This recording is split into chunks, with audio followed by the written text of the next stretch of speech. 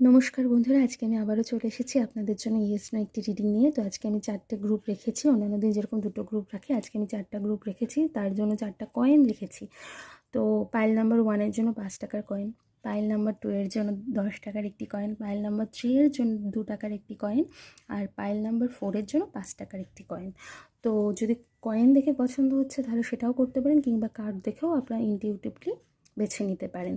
আর মনে মনে সেই কোশ্চেনটি বারবার ভাবতে থাকুন, এবং আমার রিডিংগুলো যদি আপনাদের হেল্পফুল মনে হয়ে থাকে তাহলে অবশ্যই কমেন্ট বক্সে থ্যাংক ইউ ইউনিভার্স কথাটা লিখবেন, এবং চ্যানেলটিকে সাবস্ক্রাইব করে পাশে থাকবেন। তো দেখা যাক পাইল নাম্বার 1 এর জন্য কি আসে, তাই না?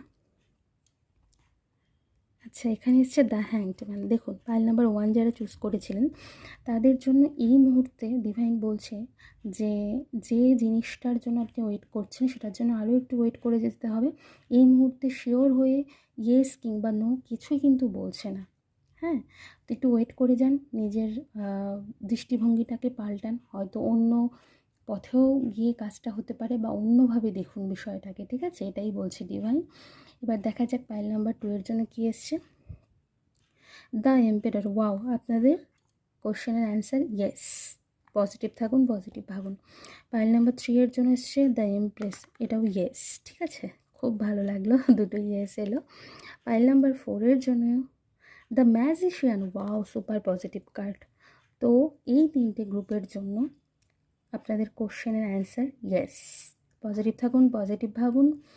এই আর পাইল নাম্বার 1 এর যেটা বললাম দ্য হ্যাংড ম্যান এসছে, আপনি একটু ওয়েট করে যান। ঠিক আছে, এই মুহূর্তে শিওর হয়ে কিছুই কিন্তু ডিভাইন বলছে না। তো ওয়েট করে যান, নিজের নাজরিয়াটা একটু বদলান, অন্যভাবে একটু ভাবুন। এই সময়টা হয়তো একটু খারাপ যাচ্ছে, একটু ওয়েট করে যান।